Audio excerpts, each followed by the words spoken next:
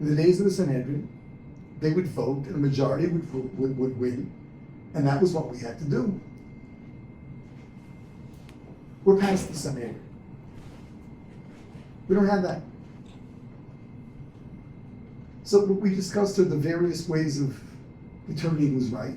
Ideally, every Jew should be learned and be able to make a decision for himself. Second best, you ask a question. That's when you're dealing with your own personal situation. What if you're sort of learned? You understand that the issue in hand has been discussed and there are different opinions. This is way past the Shulchan Aruch, the code of the Jewish law. In this day and age, there are different opinions. Especially with, we're getting into a whole new age with AI. Who knows what we're going to be doing? But no examples. One of the 39 forbidden forms of creation on Shabbos is cooking. Does that mean cooking by fire only? How about microwave? Is that included or not? Simple thing. The Torah's definition of cooking, which is to change the state of a substance by way of fire heat, would not seem to include a microwave. Or perhaps the Torah uses fire because that's the way they cook then. But really, any way of changing the state of a substance by way of heat is considered cooking. There are two opinions. Rav Moshe Feinstein ruled that it was considered cooking on Shabbos. Rav Shlomo Zalman Auerbach said it was not. Right, there's one generation. What are you supposed to do? Whom do you follow?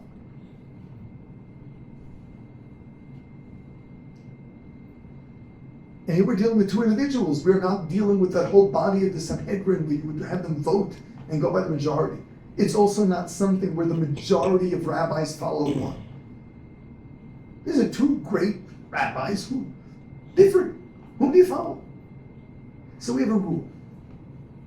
The rule is that when you're dealing with a Torah prohibition, you're supposed to follow the more strict opinion. When you're dealing with a rabbinical prohibition, you go with the more lenient. Why is that?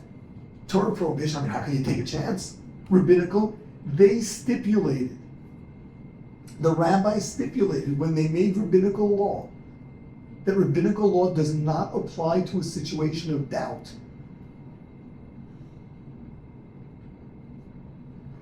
So the rule is, in a case of rabbinic, now in this, the microwave, that's a question of cooking on Shabbos, that's Torah law.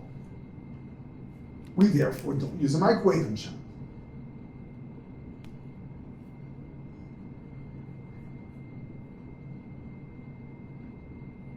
A similar situation there, the rule is that a Jew is not supposed to be eating food that is cooked by a non-Jew.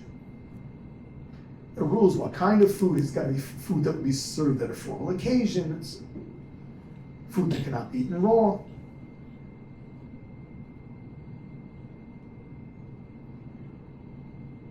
A Jew must at least turn on the fire or stir the food once it was put on the fire. Okay, how about microwave? What if a non-Jew microwaves the food? Can a Jew eat of it? That's a rabbinical question. Where we go with the lenient opinion. So we have the same issue, just dealing with two different forms of halacha, one being Torah law, one rabbinical. For the Torah law, we follow the stringent one. For the rabbinical one, we follow the lenient one.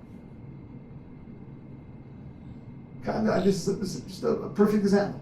The same situation.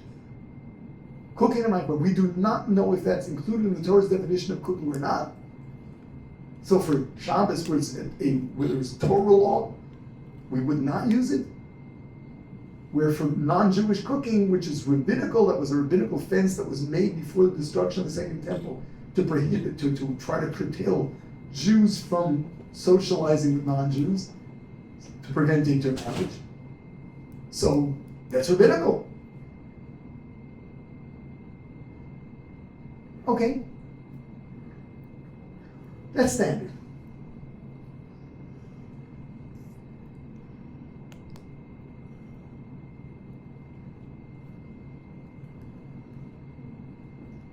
The Gemara gives us a different situation, where it's not 1 and 1. The majority of rabbis rule a certain way, and we follow them. But there was one who said otherwise, and he was more lenient.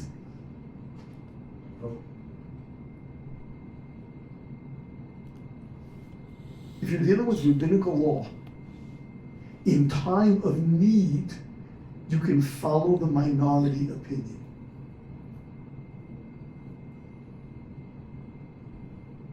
Yeah.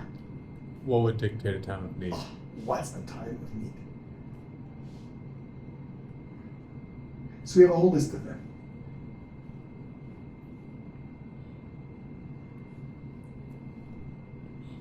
Number 1, health. Number 2, which could be part of that, that's all you have to eat. Not literally starving to death, but you're hungry and that's what you got. A third one, you invited guests and will be terribly embarrassed if you have nothing to serve them. And you accidentally did something with your food that would make it rabbinically prohibited according to the majority, but according to the minority opinion, it's still edible. You can serve it to the guests. You can serve them. Because it'd be embarrassing to have nothing to give them. The next is a considerable difference in price, a loss of money. That's relative to your own financial situation. What is considered a considerable loss of money? The kind of money that a person like yourself would think twice about before spending it.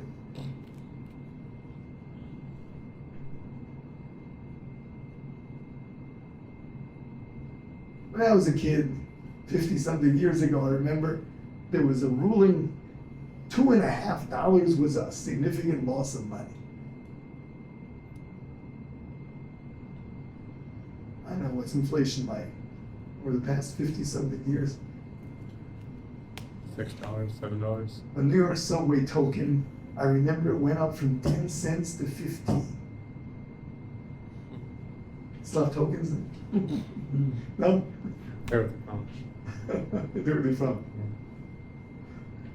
What does it cost? I think like $2.75. $2.75, okay. So, what's $2.50 then? A lot more. Yeah.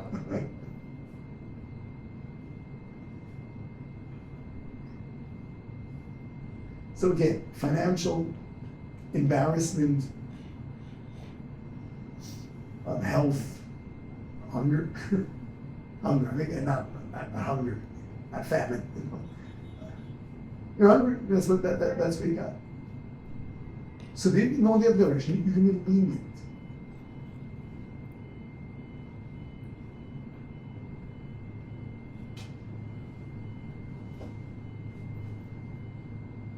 Another situation is not to embarrass somebody else.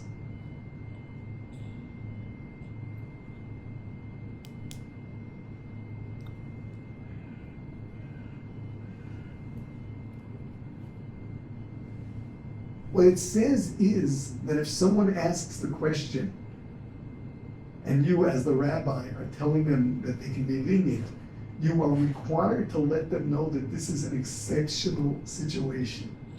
And that under normal circumstances, this is not what we do. Because there's always the fear that People are going to think this is the norm.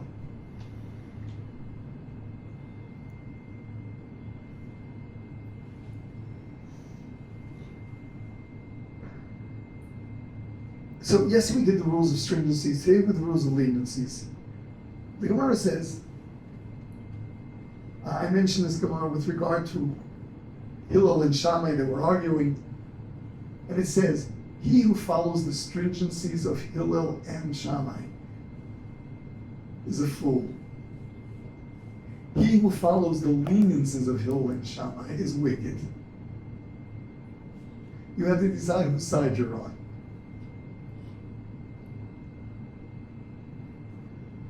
It's a similar thing in our situation.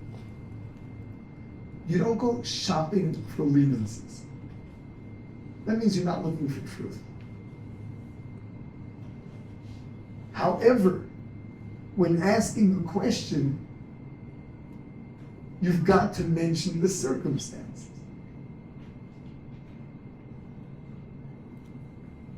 Yeah. What if you think like Hillel was right about this, but Shammai was right about this? Like, you're not like saying like I'm going for like all lenient, but just I agree with this one. In those days, I mean, today we already have halacha following Hillel, but in those days that would have been acceptable. You're not doing it because you're looking for leniencies or you're looking for stringencies. There are people that suffer from either disease. You're looking for truth, and you feel you found it. That's okay. Problem is when you're just looking for one or the other.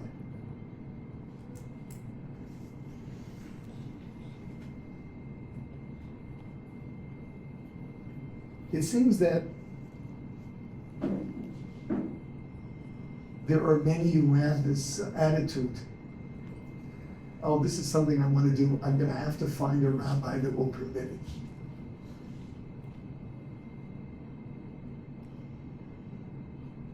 That's all. We'll discuss why very soon.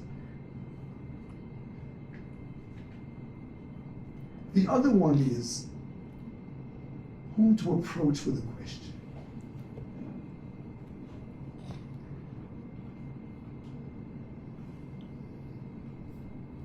And this is so important. People often feel, I've got to find the greatest rabbi alive to ask my questions to.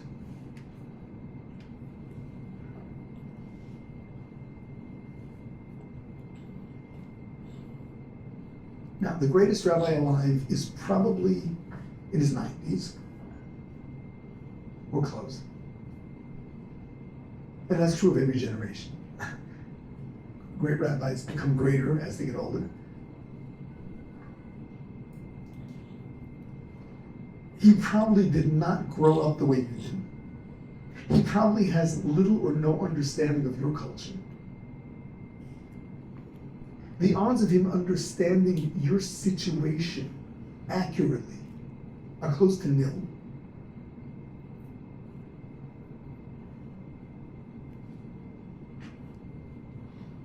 People feel more secure. You ask some sage. One thing's for sure, if he would understand the question, he'll give you the most accurate answer. But the odds of his really understanding your situation are not great. You've got to find someone who understands you, understands your background, understands your culture, perhaps your own life experiences. Otherwise, you're asking the wrong question. What's being communicated in his mind is something totally different than what you had in mind.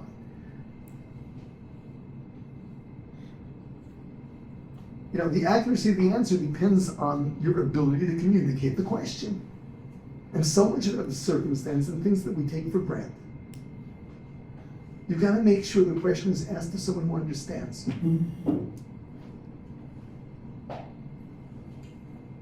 There is this thing going around that, these holy rabbis, they have Ruach HaKodesh. They have these prophetic qualities where they'll always have the right answer.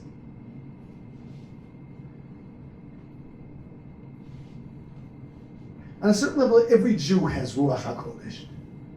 When we tune into our souls, when we really tune in, we try to focus on our intuition, our souls know what's right. But that's not some kind of magic. If they understand the question, then yes, their souls will give the right answer. If they don't understand the question, you'll get the wrong answer. We don't believe in that magic.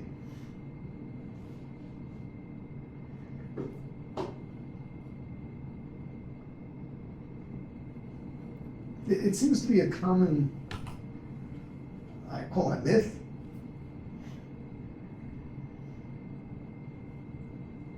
Ask someone really holy, sure to get most accurate answer. Not necessarily. I'm not trying to belittle that. These people are great, but they're human beings.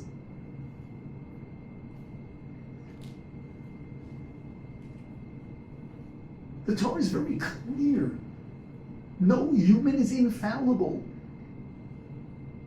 The Torah is critical of Moshe. The Torah finds fault with the patriarchs.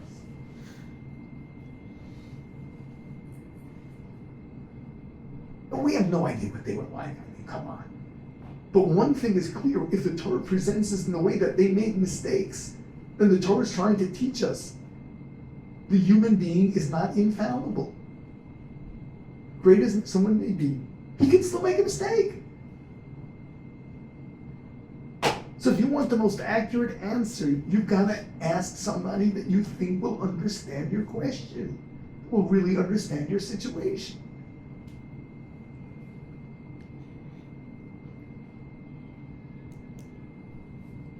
In fact, if you ask somebody, really, and he gives you an answer and it just doesn't sit right, check with someone else whether or not it was really appropriate. Maybe he didn't understand you well enough.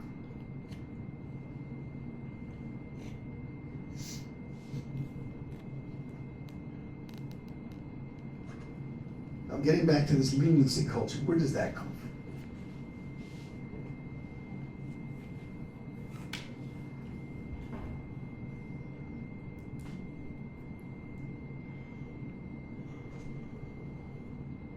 If you create your own goals in life that have nothing to do with the truth of Torah,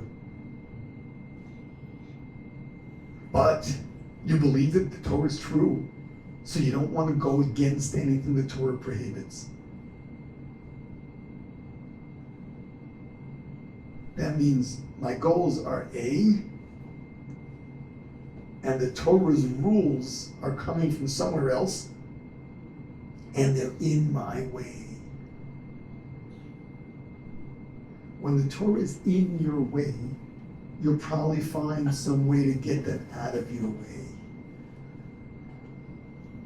That's people shopping around for leniencies.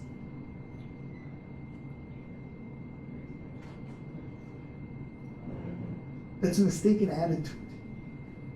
The Torah is never in your way. God is not in your way. He's showing you the way.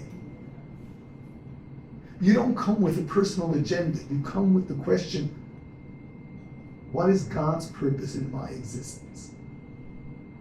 And you look to Torah for guidance in how to proceed. It's not that you're coming with a preconceived plan for your life and Torah is in the way.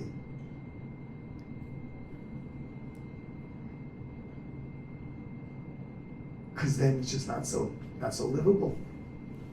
And you will have to cut corners and look for somebody that will give you a lenient answer.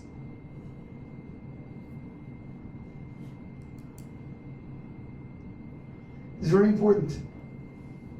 There are many who consider themselves Orthodox who play this game. As long as I know that there's somebody that holds that this is permissible, I'll do it. One sec. Are you looking for truth? Or are you looking for someone to blame on us?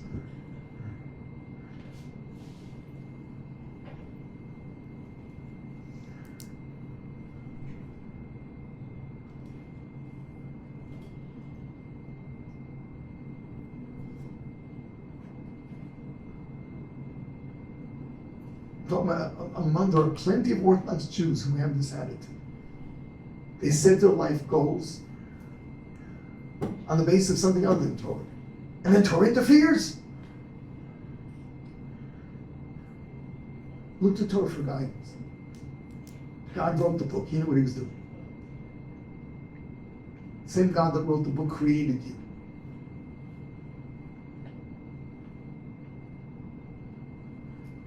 He knows what you're capable of, and he knows what you can become.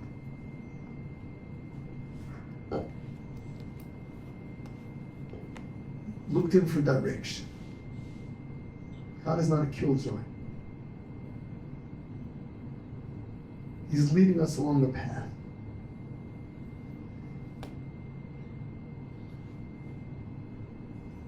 Yeah. That's today's message. Okay. Thank you. You're welcome. Thank you, Rabbi. Rabbi, I know, sorry.